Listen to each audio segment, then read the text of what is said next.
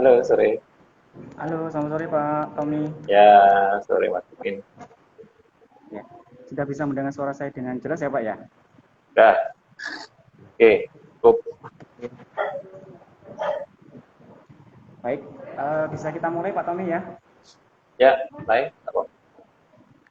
Baik, selamat sore semuanya teman-teman Paskomers, teman-teman semuanya yang ada di rumah atau ada di yang sedang menjalankan pekerjaan di kantornya. Saya ucapkan selamat datang di Paskom Talk episode 4. Nah, kali ini bareng saya, Pipin Azizi, kita akan sharing tentang topik transformasi HR di era digital. Nah, sebagai informasi bahwa Paskom Talk atau program sharing session secara live di Instagram ini rutin dilakukan oleh Paskom bersama expert-expert yang membahas topik seputar bisnis, teknologi digital, dan juga terkait dengan pengembangan produk. Nah, di sesi sore kali ini, kita akan ngobrol nih dengan seorang praktisi yang sudah berpengalaman lebih dari 10 tahun dan paham betul pastinya terkait dengan people dan juga organizational development gitu. Ada beliau namanya Pak Alfonsus Tommy Octavian Basuki. Gitu. Selamat sore Pak Tommy. Sore, salam kenal. Salam kenal Pak. Salam untuk teman-teman semua. Ya, Pak Tommy ini adalah seorang manajer HRD di Gokla Biskuit dan beliau sudah punya pengalaman lebih dari 10 tahun ya di dunia people dan juga organizational development. Beliau juga aktif di beberapa organisasi dan juga komunitas, salah satunya juga Continuous Improvement Community Jatim, kemudian Family Ya. Counselor of Management INSIU Prima Danarta. Gitu. Mungkin sebelum kita lanjut ke diskusi kita sore hari ini Pak, mungkin bisa dijelaskan sedikit nih terkait dengan aktivitas Bapak ini. Kira-kira Continuous Improvement Community Jatim itu seperti apa ya Pak ya? Oh gitu ya. Jadi kalau di teman-teman continuous improvement di Jawa Timur itu ada sekitar 15 perusahaan ya dari beberapa sektor. Ada yang makanan, ada yang minuman, ada yang apa? Wiring, otomotif wiring gitu kan. Ada yang jasa gitu, termasuk universitas. Jadi fokusnya kami untuk berjejaring itu lebih membuat teman-teman itu antar perusahaan ya itu bisa menemukan ide-ide continuous improvement. Jadi sebenarnya rohnya kita untuk bisa bertahan sekarang ini dalam kondisi apapun ya, sesulit apapun sebuah perusahaan itu bisa bertahan itu ya karena continuous improvement spiritnya. Nah, makanya spirit ini yang kemudian kita kembangkan dengan teman-teman di beberapa perusahaan. Kalau ada best practice misalnya, Pak, saya punya masalah gimana ya Pak ngonting barang jadi saya supaya cepat gitu. Di perusahaannya Bapak ada nggak? Tak lihat kan bengkelnya Bapak item gudangnya itu sampai 10.000 misalnya. Punya saya 5.000 saya udah pusing. Bisa nggak Pak saya sendiri banding? Nah misalnya begitu. Oh oke Pak. Kita ada misalnya best practice-nya begini kita pakai sistem ini. Nah begitu kan.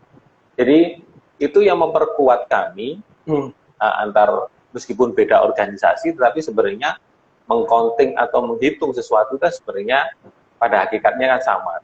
Cuman bagaimana bisa lebih cepat, lebih akurat ya. Sehingga kita bisa adopsi ide-idenya mereka berupa best practice itu ke perusahaan kita gitu kan. Nah, terus kemudian teman-teman yang memang fokus pada CI itu kemudian membuat proposalnya atau mengajukan itu kepada mereka. Boleh nggak bos? Kalau misalnya tak buat begini ya, boleh jalan. Ini hanya untuk menambah ide aja teman-teman untuk supaya nggak stuck gitu ya ketika menghadapi sebuah persoalan karena kita kadang-kadang karena terlalu dekat dengan sebuah permasalahan, kita kadang-kadang kan juga nggak tahu, ini kok aku udah ini ya, puyeng masalahnya, aku perlu ini nih, bantuan teman-teman yang lain, tapi perusahaan nggak mengizinkan kita punya konsultan misalnya gitu. Jadi ini sarana untuk berbicara supaya bisa nggak mati akal untuk hal-hal tadi. Itu Mas Pipin. Ya, ya. Berarti memang seperti organisasi yang memang itu diperuntukkan bagi teman-teman pelaku bisnis ya Pak, memang untuk saling Betul. memberikan inovasi terkait dengan permasalahan yang dihadapi. Ya, ya, ya. Baik, mungkin sebelum kita akan lanjut ke topik diskusi kita pada sore hari ini Pak. Jadi memang Ya. Topik pada sore hari ini adalah transformasi HR di era digital. Ya. Kenapa transformasi HR di era digital? Karena memang sekarang ini teknologi berkembang dengan cepat ya Pak, ke semua bidang gitu, termasuk ke bidang HR gitu. Ini adalah salah satu penelitian menarik gitu dari Academy to Innovative Human Resource, salah satu lembaga yang mengkaji terkait sumber-sumber daya manusia. Mereka melakukan riset mengenai transformasi digital dalam manajemen SDM organisasi, yang hasilnya itu 76% perusahaan berusaha bertransformasi menuju digital, tapi mereka gagal melakukannya Pak. Artinya 3 dari 4 perusahaan yang melakukan proses transformasi digital ini tidak mampu mencapai proses tersebut hari ini, karena transformasi digital dalam sebuah korporasi atau organisasi tersebut bukan semata-mata mentransformasi yang tadinya analog atau manual menjadi digital di setiap unit perusahaan, tetapi lebih merupakan sebuah proses metamorfosis gitu Pak, yang melibatkan organisasi secara keseluruhan gitu. Betul. Nah, kebanyakan dari organisasi itu kan gagal adalah karena mereka tidak mampu menjaga proses metamorfosis itu ya Pak ya, sehingga proses transformasi digital ini justru menjadi disintegrasi yang merusak sistem lama dan tidak mampu membangun sistem yang baru yang solid gitu. Apalagi SDM merupakan aset utama ya Pak yang mencapai keberhasilan usaha gitu, harus memiliki kompetensi dan juga pastinya engagement yang tinggi gitu terhadap perusahaan. Nah itu kenapa transformasi digital ini merupakan suatu keharusan gitu. Maka diskusi kita pada sore ini akan lebih berfokus dari mengapa digitalisasi di bidang HR itu penting, ke bagaimana sebenarnya itu bisa dilaksanakan dengan sukses gitu ke setiap perusahaan. Gitu. Iya. Mungkin nanti. Jadi sebenarnya gimana?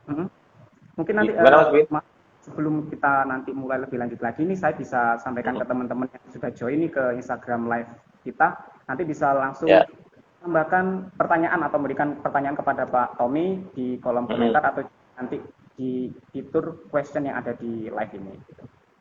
Ya. Gitu. Oke. Mungkin ini Pak untuk langsung saja Pak untuk pertanyaan yang pertama terkait diskusi kita pada sore hari ini, mungkin untuk pembukanya seperti apa sih Pak gambaran rutinitas tanggung jawab gitu dan juga fungsi HRD di perusahaan manufaktur gitu, khususnya makanan gitu, seperti apa? Makanan itu ya kalau misalnya kalau secara statistik memang ya kalau dari BPS dan sebagainya memang manufaktur itu cukup banyak menyerap tenaga kerja. Tetapi dibandingkan kami ini satu asosiasi dengan perusahaan minuman. Tetapi minuman itu semua serba otomasi ya. Nggak banyak orangnya. Bisa jadi satu line itu hanya 5 orang, 10 orang itu maksimal. Itu saya sempat benchmark ke Danun, Aqua di Pandaan. Saya lihat hanya sedikit orang gitu, langsung masuk ke truk, truknya sudah langsung shipping. Gitu. Nah, yang makanan ini yang cukup besar, Mas. Jadi penyerapannya itu luar biasa, karena memang ada proses produksi kami yang harus yang masih manual. Gitu. Nah, keseharian saya ya ngurusi banyak teman-teman ya. Sekarang ini Coca-Cola Group ini dengan 2 ban itu punya sekitar 2.200 karyawan ya. Itu mereka ya dengan dinamikanya seperti itu ya pasti ya ada yang namanya Kak, kalau kita ngomong enak tim yang gede apa tim yang kecil Pak ya, lebih enak tim yang kecil, nggak ruwet gitu kan. Tapi kalau tim gede itu masalahnya banyak ya kan, orang bagaimana meng-capture pikiran banyak orang jadi satu itu nggak mudah gitu kan. Nah itulah yang terus saya kalau tahu tugas tanggung jawab saya mulai menjawab kebutuhan teman-teman karyawan, mulai dari mereka masuk sampai keluar gitu. Itu yang kita mesti sediakan service levelnya kepada setiap departemen, karena ingat HR itu melayani semua departemen. Tugas tanggung jawabnya ya mulai dari ngurusin payroll, penggajian, rekrutmen, seleksi, training, ya kan. Dan saya ini sudah mulai dari bergabung di Coca-Cola 3 tahun pertama, tahun keempat saya banting setir untuk mengajukan proposal pada manajemen, top manajemen untuk salah satu aktivitinya kami di HR itu yaitu organization development. Nah, di organization development ini yang kami yang menjadi pionir itu untuk mendevelop sistem antar departemen dan struktur organisasi, gitu kan? Nah itu karena struktur organisasi itu nggak bisa tetap karena memang sesuai dengan impian atau cita-cita perusahaan, gitu kan? Itu yang biasanya saya lakukan di perusahaan makanan sekarang di lintasnya gitu. Dan juga industrial ya, industrial relationship ya, kalau ada misalnya hal-hal yang berhubungan dengan apa kepersonaliaan, nah itu biasanya juga kita juga handle. Gitu. Salah satu kendala tadi Pak yang disampaikan juga terkait dengan fungsi HRD di perusahaan makanan tadi itu kan karena banyaknya tim produksi ya Pak ya. Nah, dengan adanya banyaknya tim produksi tersebut, kemudian juga ada lagi kita sekarang ini berada di era digital gitu, di mana semuanya berjalan serba otomatis, cepat dan juga praktis gitu. Nah, ada nggak Pak tantangan atau kesulitan gitu yang dihadapi divisi HR gitu di era digital khususnya Bapak sendiri? Ya tantangannya itu lebih mengajak teman-teman itu untuk collab ya. Collab itu artinya kolaborasi antar tim, ya kan? Itu sekarang penting karena kalau satu perusahaan secara internal tidak ada kolaborasi, ya, wah itu berat. Ya, jadi semuanya dikerjain sendiri dan itu secara cost of production atau cost of economic itu sudah nggak akan masuk. Nah itulah yang kemudian sekarang itu bagaimana menumbuhkan budaya untuk kolaborasi bersama. Itu tantangannya. Karena kalau misalnya nggak bisa kolaborasi, kita sulit mengerjakan sendiri pasti lama kan kebentur-bentur, gitu kan. Nah kolaborasi itu yang kita harus ciptakan sekarang. Bagaimana orang bisa saling berkomunikasi dan berkoordinasi. Ya menciptakan atmosfer dan ambient, gitu kan. Itu HR itu tugasnya. Pak ya. Gimana Mas? Kolaborasi jadi ini yang jadi kunci gitu antar divisi. Iya. Harus. Iya. Kolaborasi itu kuncinya sekarang. Mewujudkan itu perlu kerja keras. Gitu. Ini Pak terkait dengan kolaborasi juga nih. Artinya ketika harus menghadapi perubahan di era digital seperti ini, pastinya kita tidak bisa melakukan perubahan itu hanya di satu unsur di perusahaan itu gitu. Kita harus melakukan perubahan itu ke semua unsur di perusahaan tersebut gitu. Nah, cara memanajemen perubahan ini seperti apa Pak? Atau memanajemen transformasi budaya ini akan diterima di semua unsur perusahaan itu seperti apa Pak? Ya, pertama sih memang HR-nya, ya kan, dalam hal ini HR atau siapapun lah yang berperan, entah itu bukan HR namanya di dalam organisasi, yang diberi tanggung jawab oleh manajemen, itu yang saya pikir begini, apa namanya, perlu perlu membuat transformasinya itu dalam bentuk bagaimana misalnya mereka ini bisa saling connect, ya kan? Karena ketika misalnya program ini kita misalnya buat bersama, ya kan, tetapi tidak saling terkoneksi, ya kan, transformasi itu akan sia-sia kan gitu. Nah yang kedua sebenarnya kita ini mesti harus membuat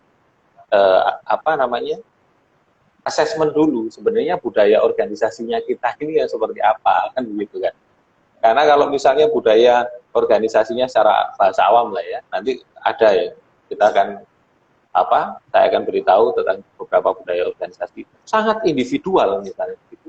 Ya sulit untuk kita misalnya kalau tidak melihat ini sebagai sebuah kenyataan ya harus terima dulu kan. Kalau melewati assessment itu kan kelihatan, oh budaya organisasi saya seperti apa. Yang ketiga, setelah dipotret budaya organisasi itu seperti ini misalnya, ya bagaimana bertransformasi untuk bisa menjadi budaya yang kolaboratif, gitu kan? Nah, atau menjadi organisasi yang pembelajar. Saya pikir ya nggak mudah melalui proses seperti itu, tetapi memang harus dilakukan. Kalau enggak, memang leadernya yang harus ngasih drive kuat untuk bisa semua timnya ini berkolaborasi. Ini peran leader menurut saya sangat penting di dalam satu perusahaan. Karena tanpa mereka ini yang punya leadership yang kuat, ya saya pikir proses kolaborasi atau transformasi ini, apalagi ke transformasi digital, tidak akan bisa berjalan smooth. Itu. Pak, ini terkait dengan peran HR sendiri. Ya. Apalagi sekarang di era digital seperti ini, memang satu sisi kadangkala ada pasti sisi positif gitu bagi perusahaan. Tapi di satu sisi juga transformasi digital ini khususnya di HR juga kadang berdampak negatif juga nih. Nah, gimana ya cara HR gitu bisa membantu bisnis ataupun perusahaan bisa beradaptasi dan berkembang gitu di era disruptif ini? Disruptif ya. Jadi sebenarnya begini, kalau kita mau melihat itu kan sebenarnya HR itu posisinya di dalam satu manajemen itu seperti apa gitu. Jadi tentunya begini, ada HR yang perannya itu hanya administratif, ya kan? Tetapi juga ada HR yang perannya ya lebih pada fungsi pengembangan, gitu kan? Ada HR yang menjadi sparring partner atau counterpart manajemen. Jadi ketika manajemen melakukan sebuah perencanaan, bisnis dan lain sebagainya, mereka bisa ikut atau terlibat HR-nya. Karena bagaimanapun juga perusahaan punya cita-cita setinggi apapun tetap butuh orang kan. Nah disitulah yang menurut saya perlu bagaimana kita ini memposisikan posisi HR ini menjadi counterpart manajemen gitu ya. Karena kalau kita bisa menjadi counterpartnya manajemen, ya siapapun itu ya, atau dengan leadernya, kita akan lebih mudah untuk melakukan transformasi. Karena bisa aja kan, leadernya ini gaptek. Ya sebenarnya tuntutan bisnisnya itu tinggi untuk, misalnya tuntutan bisnisnya ini memang harus menuntut dia untuk transformasi digital. Sementara yang punya atau bosnya atau manajemennya gaptek, susahnya ya susah sekali menurut saya begitu kan. Apalagi belum pindah generasi kan begitu. Nah makanya pasti orang yang paling dekat ketika melakukan perubahan ya pasti HRD di mana-mana kan gitu kan. Biasanya gitu lah. Makanya fungsi HRD itu menurut saya juga penting vital untuk bisa netral gitu. Untuk bisa posisinya itu bisa adil gitu. Kalau misalnya HR-nya nggak transparan gitu kan, tidak akomodatif, tidak komunikatif, itu sulit gitu kan. Itu tantangan terbesar untuk sebuah organisasi melakukan perubahan. Karena transformasi digital ini kata kuncinya berubah, ya kan, sesuai dengan kondisi perusahaan itu gitu kan, tuntutan pasarnya juga. Terus saya begitu ya. Jadi memang ini berdasarkan pengalaman aja. Iya. Jadi memang ini Pak ya, kalau peran-peran HR itu tidak terbatas hanya urusan administrasi atau pendukung karyawan gitu, tapi lebih ke bagaimana menyiapkan ekosistem di perusahaan itu sendiri, menciptakan budaya kerja agar produktivitas, kemudian juga semuanya itu bisa berjalan dengan lancar gitu Pak ya. Nah, kalau sejauh ini Pak, kira program apa saja Pak yang kira-kira sudah dibuat gitu, buat dari Bapak dan juga tim untuk beralih atau menuju ke transformasi digital gitu, khususnya di bidang HR sendiri di organisasi Bapak gitu. Saya lebih fokus kepada program yang memang butuh ini Mas, butuh 3 hal ya. Butuh notifikasi ya. Kita seringkali misalnya load pekerjaan tim saya ini butuh notif ke banyak orang. Ya kan? Terus yang kedua itu reminder. Itu kan reminder orang, ayo kok ikut training misalnya begitu. Itu kan nggak mudah. Sama decision, ya kan? Nah, itu kira-kira tugas pekerjaan atau misalnya beban pekerjaan itu yang menurut saya perlu dilihat, harus dibuat aplikasinya atau programnya dulu. Ya kan? Karena dari situ akan mengurangi keruwetan pertama. Kedua, waste.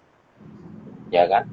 Ketika kita akan mempermudah koordinasi sehingga percepatan untuk efektif dan efisiensinya cepat, gitu kan.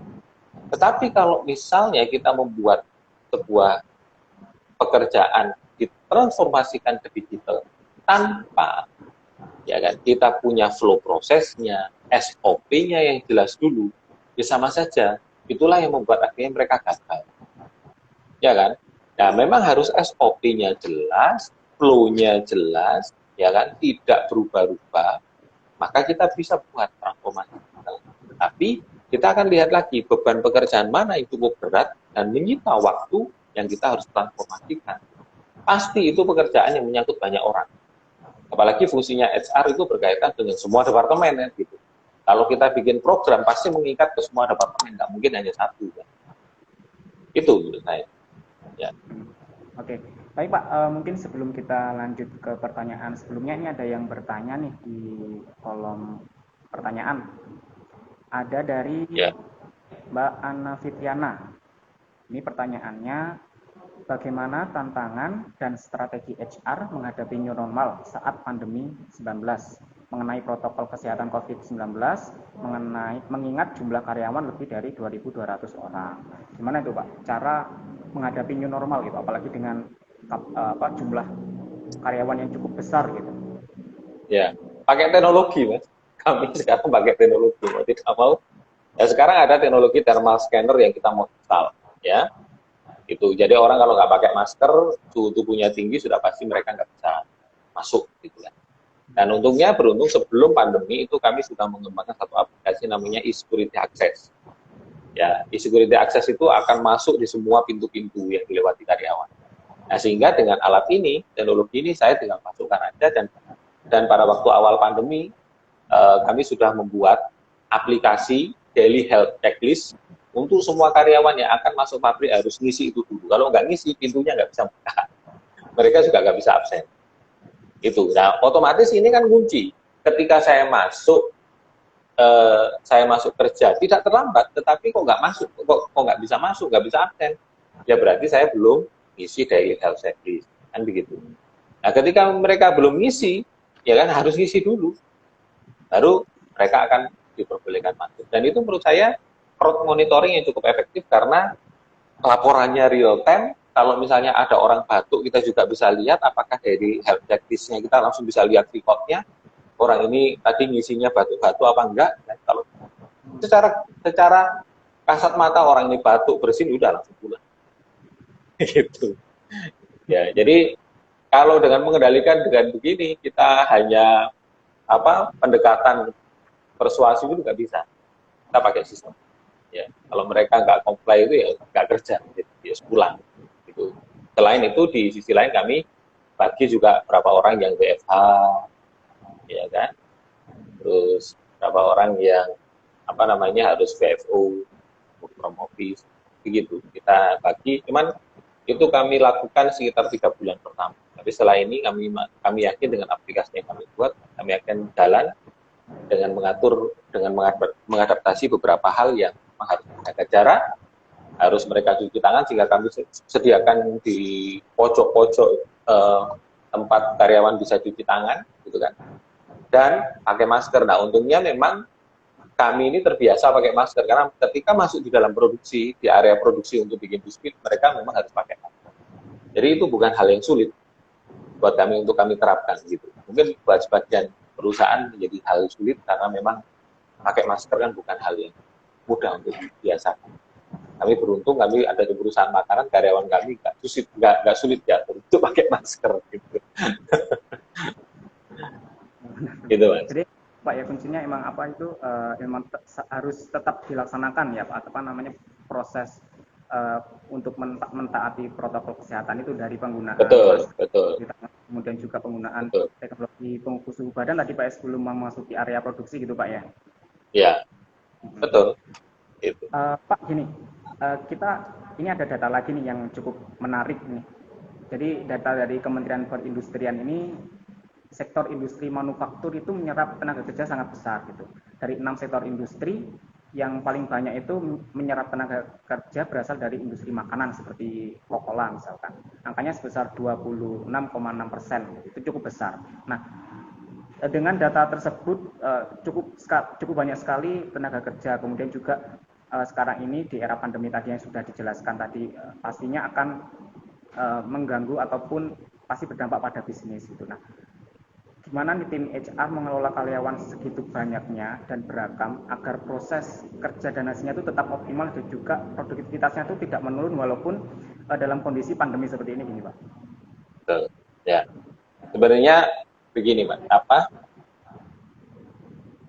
kami ini seakan-akan pada waktu meeting manajemen terakhir kemarin, kami blessing gitu ya, merasa diberkati oleh Tuhan itu karena meskipun kami tidak tahu akan ada pandemi selama ini, ya, tapi apa yang sudah kami lakukan, keputusan-keputusan manajemen dan teman-teman di Pokola itu sudah mempersiapkan kami secara tidak langsung untuk menghadapi pandemi. Gitu kan. Nah, salah satunya adalah karena produk kami ini ekspor, maka buyer kami ini kan juga dari luar negeri, ya kan? Dan syarat untuk ekspor itu untuk makanan cukup sulit, gitu, karena setiap negara punya regulasi. Nah, untuk menjawab regulasi di setiap negara, kami itu harus comply dengan melakukan sertifikasi. Ya, sertifikasi contoh misalnya BRC, British Retail Consortium. Di dalam kami dapat untuk mendapat sertifikat BRC itu harus kami diaudit Mas oleh pihak. Ya. Nah, disitulah ada BRC, ada FSSC. FSSC itu untuk produk kita misalnya masuk di US, ya, terutama Walmart gitu. Ada juga ISO, ya. Terus ada juga apa? Selain BRC, ISO, kami juga menerapkan sertifikat apa ya kemarin? Saya lupa. Itu semuanya dilakukan hampir setiap tahun itu kira-kira kami ini diaudit oleh pihak eksternal terkait dengan quality management system, ya, itu kurang lebih 10 kali dalam 1 tahun, termasuk halal, SNI, gitu kan. Nah, proses di mana kami harus comply terhadap klausul-klausulnya mereka ini akhirnya membuat kami ini terus belajar bagaimana sebenarnya kualitas kami terjaga, produktivitasnya juga tetap baik, gitu kan. Nah, sehingga dalam proses seperti ini, maka sebenarnya saya masuk pada awal tahun 2011, akhir 2011, itu cukup berat. Tapi sekarang, dalam proses seperti ini, untuk mengelola karyawan yang begitu banyak, supaya proses kerjanya optimal, kita nggak sulit. Gitu. Apalagi sekarang kita dibantu dengan teknologi. Ya kan? Nah, kita bisa ukur man hour per tonnya orang-orang itu. Jadi misalnya jam kerjanya satu karyawan ini berapa lama, menghasilkan berapa produk, itu kita bisa ukur. Gitu. Ya juga dengan teknologi, dengan aplikasi. Gitu. Nah, sehingga ketika mereka masuk di produksi di line, mereka langsung finger, langsung tercounting mereka jam kerjanya berapa. Dan selama dia mengerjakan produk ini, produktivitinya berapa, kan begitu. Ya, sehingga ini terus kita jaga, jangan sampai satu orang ini, misalnya kita pada masa pandemi ini tidak memperbolehkan lembur. Ya, pertama untuk jaga kesehatan karyawan itu sendiri, yang kedua kita juga jaga cash flow perusahaan, karena lembur, ya kan, pasti akan juga berat. Gitu. Nah, bagaimana kita juga nggak ada lembur ini, pekerjaan tetap produktif, gitu. Bekerja tetap produktif. Ya udah, kita kontrol terus Mas, lewat aplikasi yang kita punya. Ya kita bisa hitung tiap orang ini menyumbangkan berapa jam, berapa karton gitu ya. Setiap hari. Kita sudah bisa counting. Jadi kita nggak terlalu sulit, ya kan. Jadi bukan hal yang ruwet kalau kami di sini gitu merasakan gitu. Jadi sudah bisa terbantu dengan teknologi. Coba kalau misalnya kami masih manual, repot. Kami harus misalnya serah terima checklist gitu ya, serah terima form, dan kalau misalnya ada satu yang terkena COVID dan kemudian kertas itu atau form itu menjadi perantara ke teman-teman yang lain, sudah, ya kan? Kami beruntung sekali sampai hari ini, amit-amit, ya, tapi sampai hari ini tim kami dalam kondisi baik. Jadi memang dari awal sudah ini Pak, ada walaupun sebelum ada pandemi ini memang sudah ada langkah-langkah antisipasi gitu dari penggunaan teknologi digital itu sendiri ya Pak untuk betul kita gitu Pak ya. Iya. Karena tuntutan tadi Mas, sertifikat tadi, klausul tuntutan dari buyer gitu. Oke Pak, mungkin sedikit bergeser pembicaraan kita. Jadi Ya, terkait dengan transformasi digital tadi itu, sekarang ini organisasi atau korporasi modern sekarang tidak lagi diisi nih oleh mereka-mereka yang sebagian besar adalah generasi analog atau kita bisa bilang seperti imigran digital gitu. Tapi hmm, sekarang ini sudah sebagian besar perusahaan sudah di dalamnya itu adalah orang-orang yang mereka di mana digital native, artinya mereka sudah terlahir di mana transformasi digital itu ada gitu. Nah, kalau di Kokola sendiri, di perusahaan Bapak sendiri ini, untuk angka perbandingan karyawan milenial dengan generasi sebelumnya itu seperti apa, Pak? ya. Kalau kami posisinya saat ini lebih banyak yang milenial sekarang ini. Jadi kalau Hmm. dibandingkan itu bisa sekitar 70 yang milenial, 70%. Yang 20% itu kami yang di tengah-tengah, yang usianya ya antara usia 40 sampai 50, ya. Ya 40 sampai 50, yang 10 itu 10% itu yang 50 tahun ke atas. Ya bahkan owner kami usianya baru 40-an. Jadi kami lebih banyak di generasi yang jadi bridge generation ya, yang kelahiran sekitar tahun 75 ke atas gitu kan. Nah itu yang sekitar 20%. Tapi yang milenial itu benar-benar dominan 70%. Cukup banyak ya, Pak ya? Iya ya, banyak, banyak, banyak. Nah, kalau untuk budaya organisasi nih Pak, budaya organisasi atau perusahaan seperti apa yang kira-kira cenderung lebih disukai generasi milenial gitu dibandingkan dengan generasi sebelumnya? Salah satu ciri milenial itu kan mereka harus bisa dihargai. Mereka mendapat penghargaan yang layak, gitu kan. Yang kedua, ada track record yang jelas, gitu kan. Artinya kalau saya niti karir itu kemana tujuannya, gitu. Dan ada tantangannya, gitu kan. Nah, memang kalau ngomong budaya organisasi, ya kan. Nah, kami memang sudah sempat belajar budaya organisasi itu 2 tahun yang lalu. Kami transformasikan, ya kami coba capture ya tadi yang tadi sempat saya katakan, kita ada assessment untuk organization culture. Itu kami pada waktu itu mendapati pada waktu generasi pertama. Ya, jadi perusahaan kami ini masuk sudah pada generasi kedua, Kokola. Pada waktu generasi pertama itu clan budayanya. Gitu. Budayanya kental itu clan. Yang kedua, ketika masuk di apa namanya di generasi kedua itu adokrasi sama ada marketnya. Jadi kalau kita melihat apa corporate organization dari OCHAI gitu ya, dari Cameron dari bukunya Cameron and Quinn itu ada 4 kan. Jadi ada clan, ada market, ada adokrasi dan hierarki gitu kan. Nah, kami ini sebelumnya clan gitu kan. Nah, yang sekarang ini lebih pada coraknya adokrasi dan market gitu. Nah, ciri adokrasi dan market itu adalah butuh inovasi gitu kan. Inovasi dan apa namanya? Penciptaan pada ya, lebih pada hal-hal baru. Ya, seperti Facebook itu budaya organisasinya adokrasi. Nah, mereka para milenial ini kalau saya lihat dengan tadi 70% tadi ya. 70% tadi kami punya karyawan yang milenial, itu memang turnovernya menurut saya itu cukup kecil. Ya kan? Karena memang mereka yang keluar masuk gitu. Kalau yang usianya yang tadi yang 20% dan 10% tadi saya katakan hampir tidak ada turnover sama sekali dalam 1 tahun. Gitu kan. Mereka sudah cukup nyaman. Tetapi yang besar ini kan yang populasinya besar 70% tadi milenial. Tapi secara rate turnovernya itu masih rendah. Ya kan? Nah, saya cuma melihat mengkaitkan dengan budaya organisasi yang kita kembangkan 2 tahun terakhir ini untuk menjadi adokrasi. Ya kan, adokrasinya mulai kita perkental lagi karena memang bagaimana misalnya di level-level bawah ini mereka punya ide yang tidak top down, ya kan, tetapi bottom up. Jadi ide-ide apa mereka dibuat apa ya, distimulasi untuk dapat ide gitu. ya kan, mendapatkan ide untuk perbaikan. Karena kondisi di lapangan yang tahu pasti ada kendala ya mereka yang pertama kali tahu. Nah, sehingga diharapkan mereka yang tahu solusinya gitu. Nah, ketika mereka bisa menyampaikan solusinya dari bottom up, nah itu kan kita punya banyak ide yang kita eksekusi.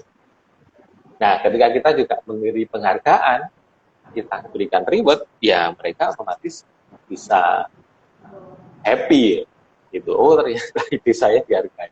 Dapat uang lagi misalnya gitu. Itu contohnya. Ya. Jadi emang ini Pak ya, apa namanya, terkait inovasi gitu.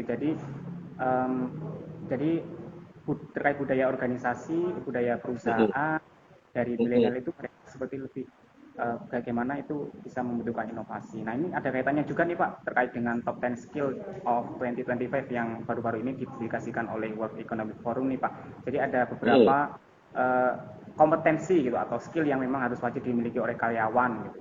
Salah satunya adalah problem solving, self management, working with people, dan teknologi use gitu Pak. Nah, kalau selama ini untuk dari Bapak sendiri dan tim Bapak ini untuk memfasilitasi karyawan-karyawan agar mereka lebih memiliki skill tersebut itu seperti apa Pak?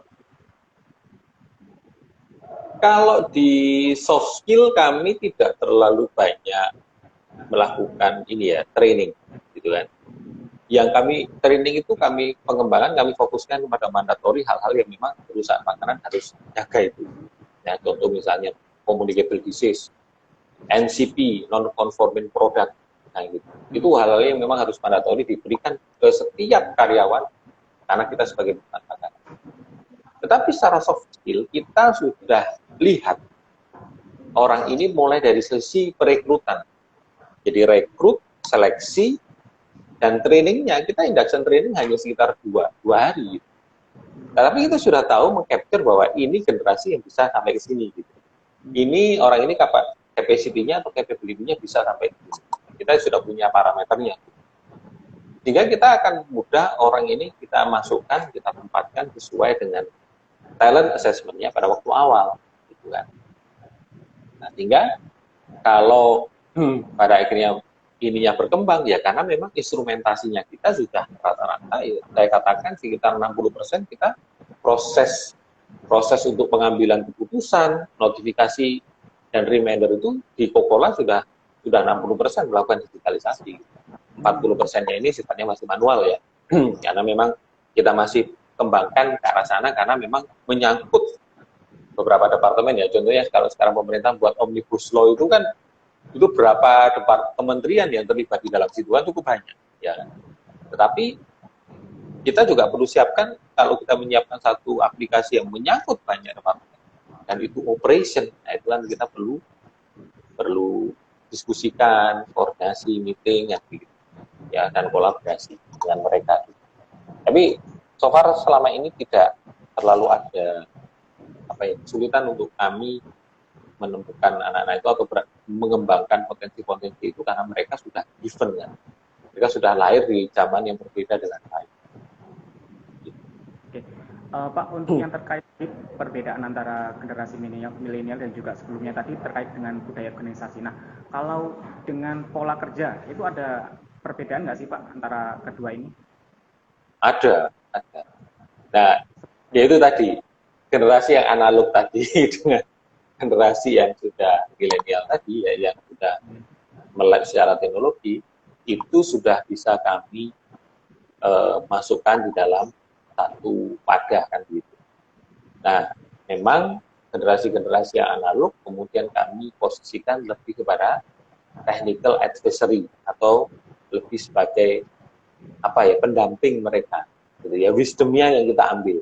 Mereka sudah tidak terlibat secara operation karena yang perlu mereka lihat ya kan yang generasi analog ini kan cuma diajari bagaimana misalnya lihat di laptop beliau untuk ngeklik apa masuk di mana itu supaya mereka tahu reportnya gitu kan ya ketika sudah tahu reportnya maka ini kerjaan ini sudah selesai ini belum ini ada masalah kan gitu jadi itu sudah tidak lagi pada proses input data cuma yang sudah generasi analog ini kita arahkan untuk bagaimana menganalisa sebuah report itu yang sudah tersaji secara digital.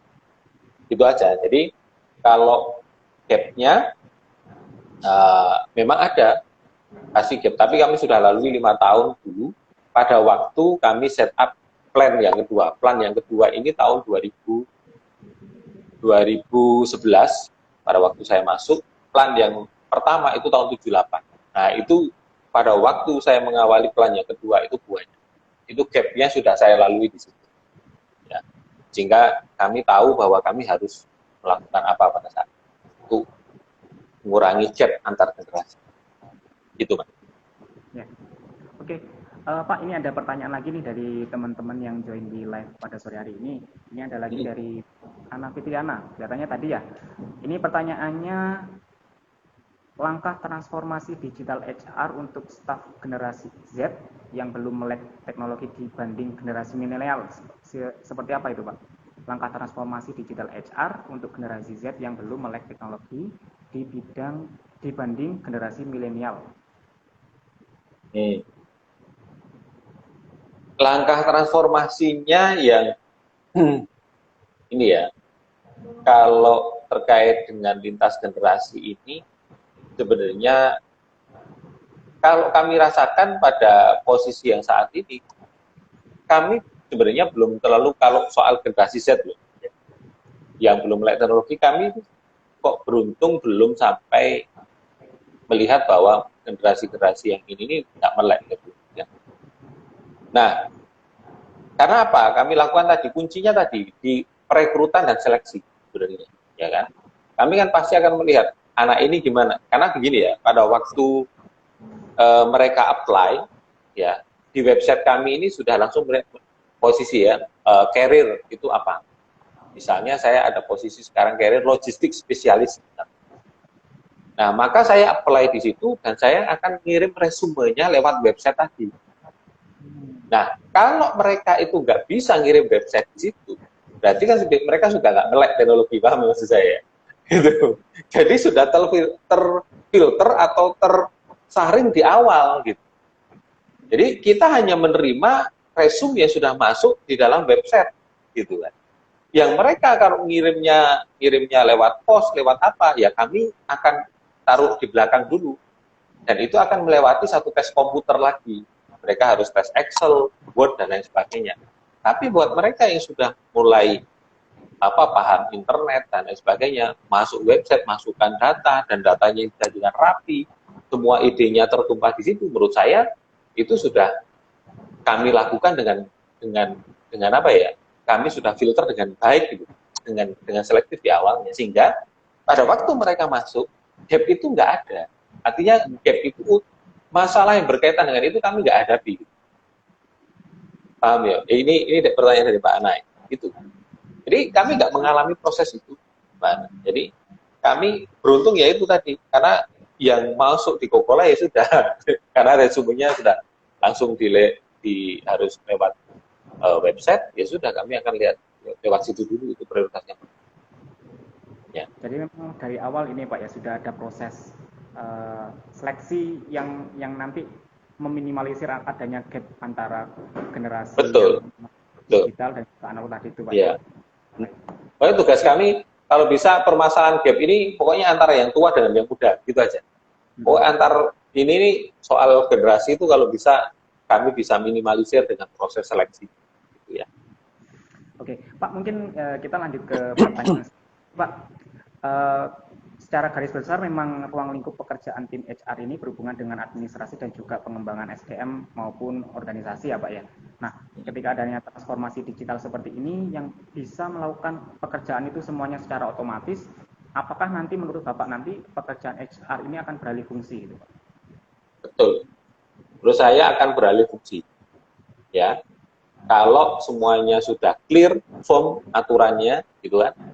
Menurut saya dan itu administratif, itu paling perlu dijagain satu orang aja, Mas. Ya.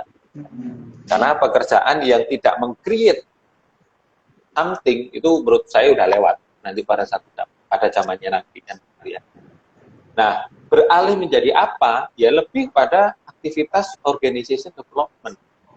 yang saya tekuni 5 tahun terakhir itu, gitu, 5 tahun terakhir ini, apa sih yang berkaitan dengan organization development? Ya, contoh misalnya bagaimana kita bisa mentransformasi perusahaan menjadi organizational learning, ya, learning organization.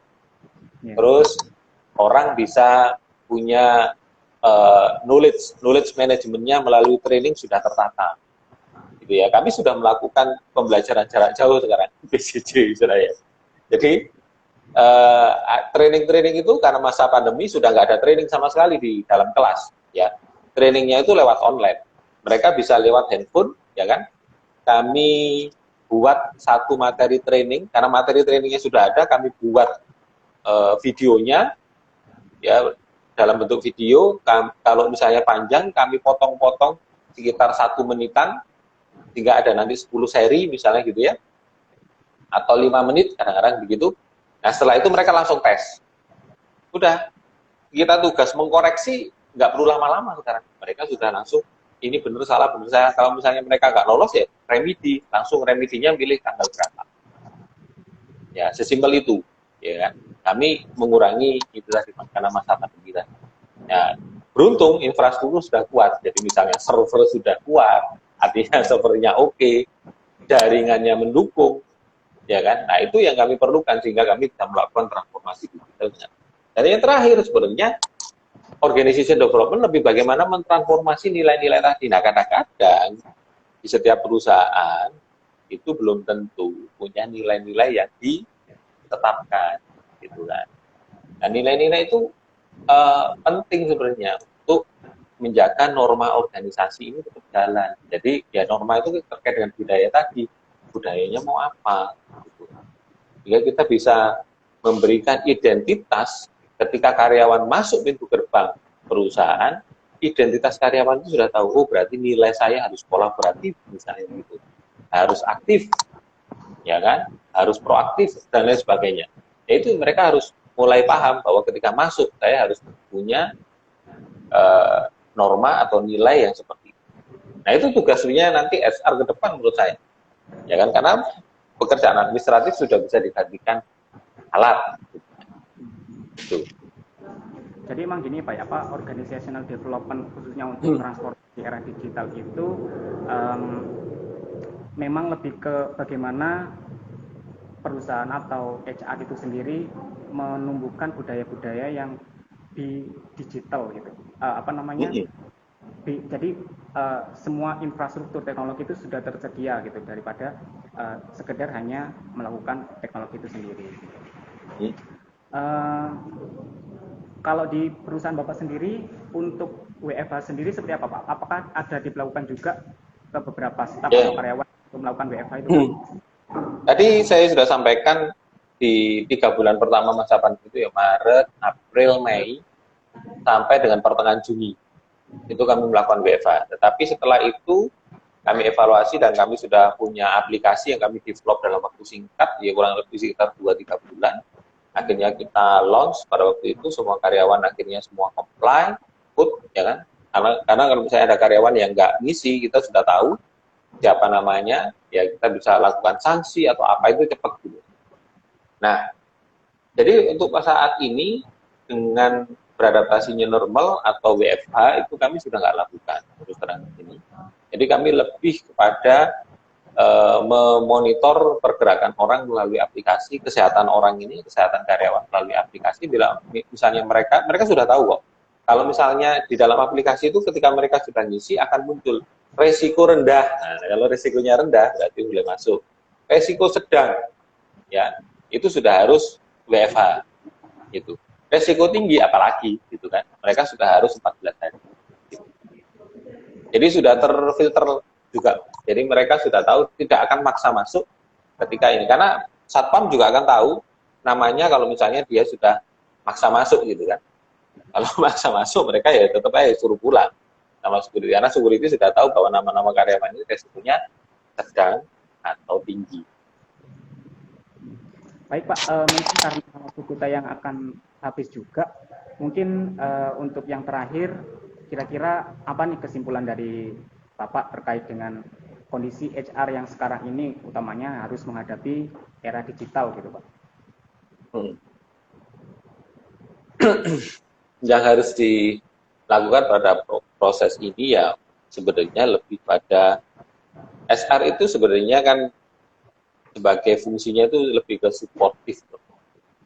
Jadi kalau organisasi itu berhasil, yang dilihat itu yang berhasil. Sebenarnya banyak teman-teman yang di belakang panggung ya yang membuat teman-teman itu bisa perform. Jadi, salah satunya adalah teman-teman.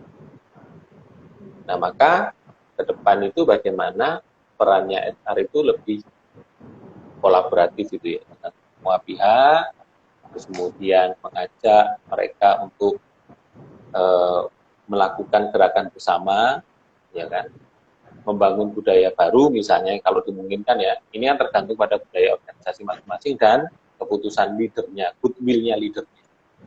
Nah kalau goodwill-nya leadernya mengarahkan pada A, gitu ya sudah, ya kita fungsi HR-nya ya lebih kepada bagaimana kita berada di tengah-tengah untuk tetap menyemangati teman-teman. Karena pasti ketika misalnya perubahan sekecil apapun di sebuah entitas organisasi pasti menimbulkan pro dan kontra, gitu kan. Nah, bagaimana HR bisa membuat semua isu-isu yang pro kontra tadi, ya kan, opini-opini atau pendapat orang yang pro kontra tadi menjadi opini yang produktif, ya kan. Jadi misal ini kalau misalnya orang tua begitu ya memarahi anaknya, si bapak memarahi anaknya. Ya, mestinya HR itu lebih pada nanti ibunya nggak perlu ikut memarahi. Tapi kenapa nak kamu dimarahi misalnya? Ya, kenapa kamu dimarahi? Kamu tahu salah apa? Ayo jangan buat kesalahan lagi. Iya mah. Nah proses transformasi menurut saya komunikasinya seperti itu. Sehingga nanti semua orang karena memang HR itu sebagai pusat pengelolaan manajemen SDM, ya setidaknya mereka tidak jauh dari dinamika SDM itu sendiri. Kalau mereka jauh, nggak mau kumpul dengan orang, ya repot juga. Ya kan? Jadi bagaimana mereka juga berada dekat teman-teman yang misalnya dalam satu organisasi itu bisa menyampaikan gagasan, unek-uneknya kepada teman-teman HR juga leluasa.